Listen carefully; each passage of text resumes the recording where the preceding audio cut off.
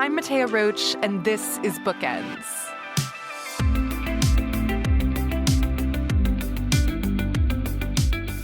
Up until recently, Eric Chacour was working in finance and writing a novel on the side. Writing was a passion for him, but not something that he saw himself pursuing professionally. But after 15 years of work, Eric published his first novel. It's called What I Know About You. It was originally published in French under the title Ce que je sais de toi, and it became huge, winning a ridiculous number of literary awards in France, which is a massive feat for a Quebecois author. What I Know About You is a story of family secrets, pressure, desire, and sexuality, exploring both Cairo and Montreal starting in the 1960s and moving into the turn of the millennium, late 90s, early 2000s. This book was like catnip for me. I love a book that plunges me into the politics and culture of a place that I've never been, and that engages with very real and material problems. What I Know About You was translated into English by Pablo Strauss, and it's up for several English-language literary awards, including the Giller Prize and the Atwood Gibson Writers' Trust Fiction Prize. Eric joined me from our Montreal studio.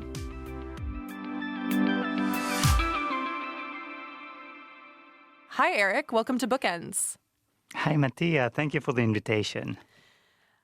I want to sort of set the scene and talk a bit about where What I Know About You takes place. So the book starts off in Cairo in the 1960s in this French-speaking Christian family.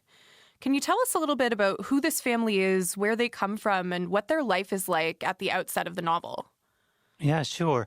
This family is from a community called Levantine community being composed of persons coming from Syria, Lebanon, sometimes there for many generations, and very francophone, very francophile, speaking French before learning Arabic in most cases, and living in that kind of very bourgeois, westernized Egypt, which is not, of course, representative of the whole country, but that's the family of my hero, Tarek. Mm-hmm. One thing that's interesting about this novel, because it takes place over such a long period of time, we see significant political transformation in Egypt happening in the background, right? If we think, the outset is in 1961, the Suez Canal has just been nationalized, Nasser is in power, but the book continues on and we see, the transition from Nasser to Sadat to Mubarak, and Arab nationalism is sort of rising throughout the novel. And with that, I would say, there's the rise of the Muslim Brotherhood as well, that religion and religious tension becomes something that's affecting our hero Tarek's family. How does this changing political situation affect the family's place in Cairo? Well, I think, as you said, this is the background. So the background is important. I wanted to recreate my own Romeo and Juliet, but in the context of the Egypt of my family. Both my parents are born in Egypt. My father in Cairo, my mother in Alexandria, and then they met in Montreal. So, yeah, I wanted to keep this background with all the political issues they were facing at that time. But it's nothing more than the background. If I don't know if you you may have seen a dozen of times, well, probably much more, the Mona Lisa, which is in the Louvre in Paris. Well, I'm pretty sure you don't know exactly what is in the background of the Mona Lisa, but I'm pretty sure that Da Vinci, when painting it, was very attentive to have the best background to highlight her portrait. So the background is important, but I think most of all, it's a story of beating hearts and family secrets also. Mm-hmm. Yeah, absolutely. It's a novel where politics is sort of one of many things that's going on in the background of these characters' lives, but not necessarily the driving force of plot. And that idea of beating hearts being what drives the plot is something I absolutely want to get into. But before that, I want to pick up on something that you mentioned, that this is sort of the world of your parents that you're describing in this novel, that they grew up in Egypt, but you grew up in Quebec and France. And I'm wondering, what compelled you to set this book, your first novel, in a land and time that your parents lived in and that you perhaps heard about through stories that they would tell? I think I was fascinated by their stories. Well, those are my parents, but also their friends, my uncles and aunts. The end of supper when everyone has been drinking too much and telling about their memories. And I was like, oh my God, is it possible that at one time in Egypt, there were youngsters camping in front of the pyramids for Christmas, for example? So it was full of stories like that. And it was very difficult for me to match these stories with the country I used to see when I went there, because I've been 15 times in Egypt. But the Egypt I'm talking about is quite different from the one I can see when I'm a tourist there. So I think I wanted to recreate that environment, which doesn't exist anymore, almost. Mm. So I want to talk now about your protagonist, Tarek, the hero of the story, as you said. And when we meet him, he's a young boy, he's 12 years old, and he has his life trajectory more or less mapped out for him. He's going to be a doctor like his father. He's going to get married, perhaps to a woman of his same family background, or certainly someone who's upper class, and have children. And he's going to carry on the family line. There's a sense of pressure because he's the first son and the only son in his family to do all of these things. How does Tarek cope with this pressure of living up to this path that's been set out for him? And was this a sort of common experience for a young boy in his position, class, religion, profession, all of those sorts of things? Well, I think it was quite an insidious pressure. I think at first he doesn't see it. It's even maybe comfortable for him to have this life written in advance for him. He doesn't have to ask to himself any question. He just has to be at the place he's expected to go. But this becomes a pressure the day what he feels inside, because, of course, this book is about a love story, a gay love story. And at the moment, there is this incompatibility between the tradition and what he feels inside. So what was not a pressure at first becomes a pressure and becomes impossible to avoid. So he has to flee away, to take a decision, quite radical, and flee away to Montreal. Mm-hmm. Yeah, I think the fact that this is a gay love story, because there's so much going on in Tarek's life before he meets this person who sort of becomes, I would say, the love of his life, the object of his affection. Tarek's father dies. He becomes really the man of the house for his whole family, almost having to step in even more literally to his father's shoes. But there's this romance that upends all of that and upends his position as this heterosexual man of the house who's supporting his mom, supporting a wife, supporting a sister. Tarek meets this young man named Ali, and he finds himself drawn away from this path of what's expected of him. Can you tell us a bit about Ali and what draws Tarek to him specifically? Well, I think Tarek falls in love with Ali as much for the young and witty and clever and vivid young man that he is, but also for the version of himself he could have been in another context. If he hadn't had all these responsibilities you were talking about. And I think the book is about the weight of responsibilities. How come in a traditional society, one can be destroyed by the weight of responsibilities on his shoulder because he's a man. And at the same time, and we see that with the character of the sister of Tarek, Nesrine, how can other can be destroyed by the weight of responsibilities denied to her because she's a woman. So, I wanted to talk about the responsibilities and the impact in one's life. And I think Ali, at first sight, looks like someone without too many responsibilities. And maybe that is one thing that Tarek falls in love with. Mm-hmm. It's interesting you say at first sight, Ali looks like someone without too many responsibilities, but we learn throughout the book that he actually does have a lot of responsibility, I would say, just sort of in a different way to Tarek, right? Tarek, at the time that he meets Ali, is married, and so he has a responsibility to a wife. Ali is this single younger man. He doesn't have this sort of weight of responsibility to perform a profession at a high level that Tarek has, being a doctor. But Ali also has responsibilities, I suppose, to his mom, who he largely cares for, also has certain gendered expectations that he has to live up to. What did you want to explore with these two characters having these different sets of responsibilities that they have to uphold? They have different sets of responsibilities, and they are very far one from another in quite everything. They don't have the same religion, they don't have the same age, they don't have the same job, they don't have the same social environment, etc., etc. In fact, their only common point is to be two men in Egypt at the end of the 20th century. And I wanted to tell something about this paradox, that what is in fact their only common point becomes what condemned them the most, more than every other difference they can have. Mm-hmm. Yeah, there's this idea that the sort of age difference, the class difference, even the religious difference that you mentioned is something that could be surmounted. But this one thing that they have in common is, in actual fact, the thing that makes it impossible for them to be together, which is the fact of being in Egypt. What we're seeing is Tariq and Ali falling in love in 1982. So for political context that's in the background, Hosni Mubarak has recently become president. Arab nationalism is on the rise. Being gay isn't exactly illegal, but there's morality laws and certainly social mores that mean that it's not accepted to be gay.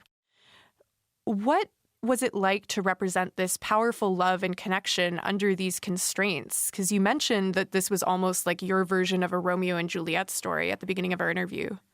Yeah, it's funny because when I talk about the link with Romeo and Juliet, everyone thinks of the impossible love, and of course it's part of the inspiration.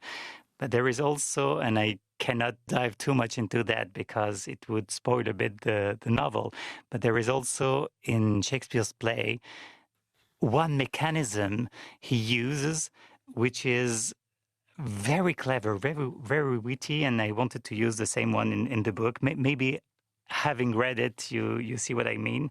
But yeah, this is exactly what I wanted to describe. And yeah, you're right to say it. I think Ali has also many responsibilities, but once again, at first sight, it's not something that is seen by Tariq. Mm. I think that novels that are historical, that are set in the past, can tell us a fair amount about our own time. Certainly, as I was reading about this sort of doomed queer love story of Tariq and Ali, I was thinking about the fact that still in Egypt, it is extremely difficult to be queer. Thinking about, for instance, the arrests that took place after a Mashrou Leila concert in 2017 where activists had flown the rainbow flag. Thinking about Sarah Higazi, who fled to Canada as an asylum seeker and ended up dying by suicide here. And that's happening, within the last 5 to 10 years. Do you have any thoughts as an author about what can be learned about the contemporary political context through kind of diving back to see maybe how we got here? It's very funny because one of the prizes I won in France was the Prix Féminin des Lycéens. And Prix Féminin des Lycéens is a prize awarded by teenagers of maybe 15, 16 years old. They choose the book of the year for them. And they had chosen Ce que je sais de toi, What I Know About You. And a journalist asked them, why have you chosen that book, which is written in quite a classical language? It takes place in Egypt, where most of them have never been, at the end of the 20th century. Why this book? And the young guy who answered didn't talk about the links between politics and the actuality. He only said one thing I wasn't able to say until he said it. He said, it was like an incredible ode to love. And I was like, oh my God, I have never dared saying things like that in the interviews. I have always journalists interviewing me and telling me, oh, wow, that's a sociological view of Egypt. That's an interesting dip in the Levantine community. It's a book dealing with the LGBTQ plus difficulties at that time. So I was like, yeah, this is what I have written, probably. But from that day on, I always try to say that if there was any intention in my writing, maybe this youngster was right. It was to write my marvelous ode to love. That is so beautiful. And I think, very telling that in almost a desire to be a bit more heady and talk about serious subject matter, serious themes, interviewers perhaps gravitate towards that more political stuff. And that is, I was a bit of a strange teenager. I did find that very interesting when I was 15 or 16. But even myself, I'm not I'm not reproaching that from you. Even myself, at first, I was nominated in many big prizes, and I was like, I won't tell to the journalist I wanted to write a love story. That's very that's very kitsch, you know. So I was trying to avoid the topic, and now I'm trying to talk only about that because I think it was my biggest intention, if any. Yeah. And I mean, I think to me, love stories are also very serious, right? Like that is something that's such a universal experience across cultures. When we think about these great love stories, the Romeo and Juliets, for instance, we're mostly not talking about what were the political conditions in Verona in whatever, the 1500s. I'm sure that there was a lot of interesting stuff on the go in the background, as you said, but the reason that that's been such an enduring story and one thing that continues to inspire authors such as yourself is because of that passion, the love, the doomed love in particular. And that is very serious. It's a very serious part of the human experience. I want to pivot a little bit and talk about the later part of the novel where Tarek ends up in Montreal working as a doctor. So you alluded early on, because of this experience he has with Ali and all of the consequences that emanate from it, he ends up fleeing Egypt and moving to Canada. Compared to these very vibrant descriptions of Cairo, we get a real sense of color, of smell, of sound. Montreal, by contrast, feels a lot more somber. You know, it's gray. We get some descriptions of these big brutalist buildings that he's working in. How did Tarek experience this transition to Canada? I wanted to tell something about the Montreal of a newcomer. You know, I'm not describing my own Montreal. I was trying to describe the things that you and I don't see anymore. Like, for example, the false snow in the windows during winter time when it's melting and putting things on the window. Because this is something we don't see anymore. But a newcomer, of course, his gaze will be attracted by that, and he will see that kind of details. So I was trying to reinvent this Montreal.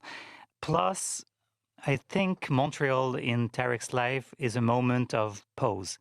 He had, for once in his life, tried to listen to his heart, and it was a catastrophe. It was a disaster.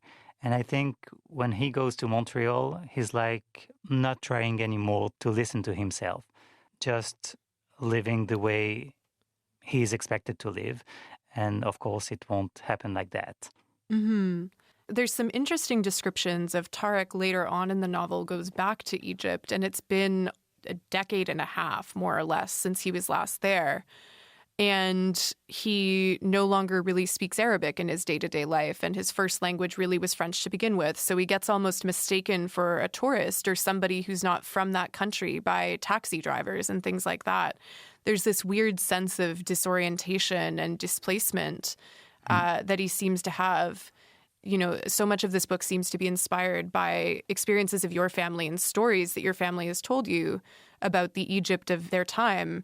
Is that something that folks in your family or in your wider circle have also experienced, I'm wondering? It's more an exercise of empathy than a compilation of experiences. It's not really a conversation I had with them, but I'm always trying to recreate the experience of my parents. You know, when I'm having a conversation with a lot of inside jokes and cultural references, I'm like, how did they feel when they were in front of that kind of situation, having not all the cultural references to understand what he said?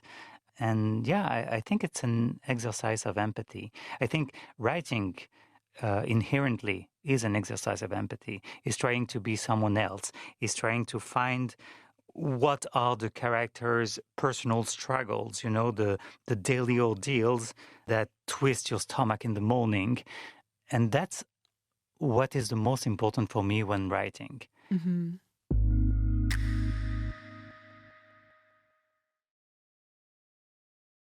Eric, so much of this novel is centered around this doomed love story between Tarek and Ali, but the women in the novel play such a critical role in driving the plot along and form, I would say, most of the secondary characters. You know, we have Tarek's mother, we have his sister Nesreen, we have their servant Fatea, and even Ali's mother is also a pretty significant character, I would say. You know, despite living in this society where their voices seemingly don't have as much influence as male voices. What drove you to have all of these female characters kind of driving things along and often being like the real organizers, I would say, in their families? I'm so glad you say that because I think it's a book about women, really. I think they are the only real characters, interesting characters in that book. You know, I'm comparing my family with the royal UK family with lots of big queens and very small kings. We will see if the last one will change the deal, but I'm not sure. And I think it's pretty much the same in my family. Very strong women. And I think maybe it's just an assumption. This comes from the traditional pattern they were in. When one is seeing refused the possibility to publicly take some power, well, they take it in another sphere of their daily life, and most of the time it can be in the family or in the hidden places. So I think it is what happens in Tarek's family.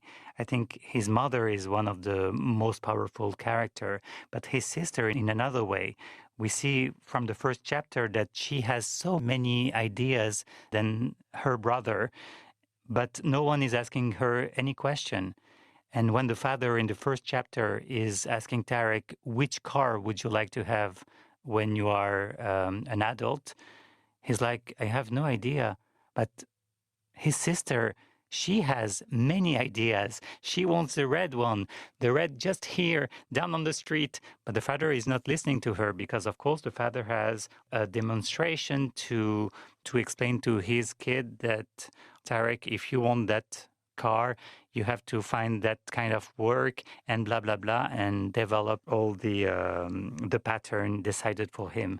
But I wanted to show that contrast between male and female in that kind of society. Yeah, I think the way you describe it of not having access perhaps to very visible and public forms of power, not being able to be a doctor, not being able to enter political life. And so you sort of take power within the household and exert your influence over members of your family, I think is an apt description of what's going on in this book. And I want to ask about the servant Fatea as somebody who is a member of the family while not being a member of the family. She sees a lot of stuff, I would say, that members of the family don't always see. She kind of is the person that you would go to if you needed to know a family secret. Why did you want to develop her character in that way? Like, what does she represent, I guess, as a character? Well, if I can say a secret, she is my favorite character. And of course, I didn't know that before writing, but when writing, I was so obsessed with her. I was so moved by her personal struggle. She's a woman who has so many things to say to the world, but no one is listening to her. Never. Just as you said, she's part of the family, but at the same time, she's not part of the family. She's there every day, but at the same time, when she is asked in the morning, how are you doing? No one is listening to the answer.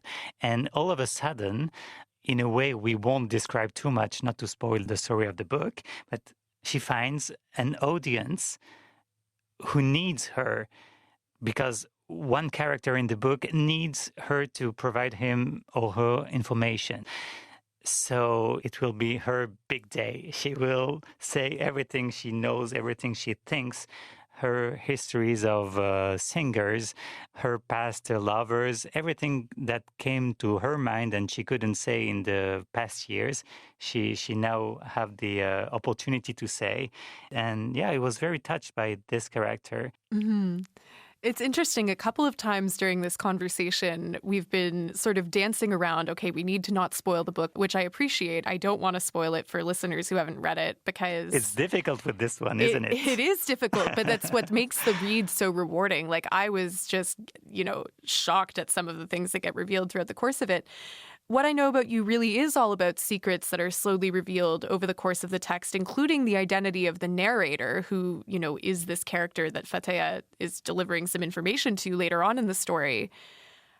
How did you craft this story so that everything gets slowly revealed? The book is written in the second person. It's describing you, all of these things about Tarek. That is a narration that comes from a specific person. Like, how did you decide to write the book this way? I don't know. Someone on the internet wrote one day that it was like a poetic detective novel. And I loved that way to put it, because of course it's not a detective novel. Of course it's not a big poem. But maybe there is some of the intention behind these two categories of writing in my book.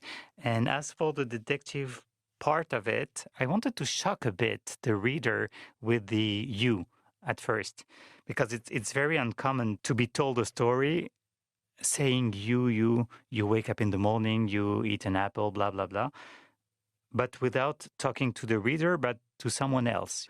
It's a you between one character and another. And I wanted each one to do his own detective inquiry and try to find out who is the narrator. And in some cases, people forget about it. In others, they are very, very close to that detective inquiry. But yeah, I wanted to create that effect. And I think a first novel is a playground. You're trying things. Some succeed, some don't. But it's very funny to play with the reader. One thing that's interesting about this being a novel in translation is there's certain things that I think show up perhaps a bit more in the French original. I have not read Ce que je sais de toi in French, but I read a bunch of French press about it. And, the you in English is specifically tu in French as opposed to vous. We know it's a sort of like more informal way of talking to Tarek. I also know that you worked quite closely with the translators working to create what I know about you in English, and also I think some translators who translated it into other languages. What is it like for you as an author to be involved in the process of translation and to see meaning kind of shift a little bit as works get translated from their original language into something else? It's something incredibly interesting for an author. It's fascinating because you are asked by someone, a translator, about your intentions on sentences for some written 15 years ago, and you have to verbalize things that are quite unconscious when you are writing. For example, I learned a lot about the importance for me of musicality, because many sentences in my book are very symmetrical. They had the same number of syllables. And of course, I'm not counting on my fingers when I'm writing, but I'm pretty sure it was obvious when I was saying it out loud that I wanted to create this symmetry. In some places, Pablo, my English translator, was telling me, look, I cannot translate that sentence with one sentence. If we want to keep the same level of nuances, we have to do 3 sentences instead of 1. So what do you want me to do?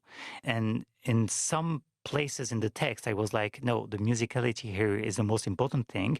But in others, I was like, no, please keep the same level of nuances. If you need 3 sentences, write 3 sentences, because I want the reader to be completely into the mind of the character at that time so he can understand all the complexity he's facing. So it's very depending on the place. And of course, the only way to keep it is to have a real dialogue between the translator and the author, which was the case, hopefully, with Pablo, who did a wonderful job. Yeah, I certainly thought the translation was wonderful. I loved reading it, and I'm partly like, I should go read the French version, both because I need to practice French and I want to see kind of, it's interesting as a reader to be able to read two different versions of a text. You once described What I Know About You as a novel of absences, and I'm wondering if you can talk about what you meant by that. I think in a family, sometimes, maybe you have experienced that, there are some absent people who take more place in the family than every present member of the family, like a taboo, or I don't know. They are in each conversation, or even in the things which are not said, but they are there. And I wanted to talk about this paradox. Tarek is not there for his family. At one moment, he flees away to Montreal. He's not there anymore. But at the same time, he's the most present character of all in that strange family context. Yeah, it's interesting what you're talking about. There's this absence. There are things that are kind of not said, that Tarek basically takes up so much oxygen and so much space in this family, even when he's not there. None of them have heard from him, spoken to him, seen him in many years. And I think that that's a theme and kind of a concept that's present throughout the novel. And there's this really interesting conversation that happens when Nesrine, Tarek's younger sister, comes to actually visit Tarek, the only time anyone goes to see him in Montreal. And they're looking at the Quebec license plate and looking at the phrase, je me souviens, meaning I remember. And Nesrine is like, what is that about? Like, what are you supposed to be remembering exactly? And Tarek says, I don't think anyone here remembers what they're supposed to remember. And we sort of see that reflected even in Tarek's family back home, that everyone is so upset with him because of how he left, but they never even talk about it. And so there's this kind of like big gap in the knowledge. What does that line where Nesrine and Tarek are talking about the je me souviens on the license plate, what does that mean to you, and why did you include that little conversation? It's just like all the political events you were quoting at the beginning of the conversation. The political events in Egypt, the Six-Day War, the election, the assassination of Sadat, etc. It's not a political book, but I'm trying to play with the political background and see how it can reflect to some extent or give a light on the life of my characters. And you put it wonderfully about the Je me souviens. Everyone is living with the memory of Tarek. Everyone is living with the memory of what was expected about Tarek's life and what his life was not then. But I think almost everyone forgot who he was and what were his desires. So the Je me souviens is like, okay, do we remember exactly what we are supposed to remember? Is it the right thing to do? Are we doing it correctly? Yeah, I wanted to shed the light on that. Eric, thank you so much again for joining us today. It's been a pleasure chatting with you. Thanks a lot, Mattea. It was a pleasure. That was my conversation with Eric Chacour about his novel, What I Know About You. This episode was produced by Talia Cleot with help from Barb Carey. Our senior producer is Jacqueline Kirk, and our executive producer is Aaron Balser. There's a big team that makes Bookends happen, and I want to thank our audio techs and everyone at CBC Books for their amazing work. I'm Mattea Roach, and this is Bookends. You can tune in on Sundays and Wednesdays on CBC Radio or follow the show on the podcast app of your choice. And if you're based in the Toronto area, you could join us for the first ever Bookends live show on December 6th. I'll be interviewing Nita Prose on stage at the Glenn Gould Studio in Toronto. Nita is the author of the best-selling book, The Maid. And this show is part of this year's Make the Season Kind holiday campaign. You can get all the details at cbc.ca/kind. Thanks for listening, and I'll see you next time. Because when the book ends, the conversation begins.